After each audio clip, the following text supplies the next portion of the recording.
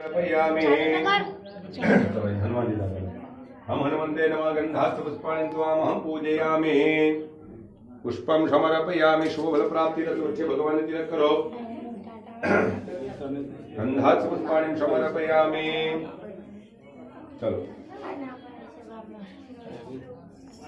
તમે તમારા ભગવાનના પગ પાસે એક ચમચી પાણી મૂકો તમે ત્યાં પાણી મૂકો એક ચમચી ભાઈ તમે તમારા ભગવાન પાસે એક ચમચી પાણી મૂકો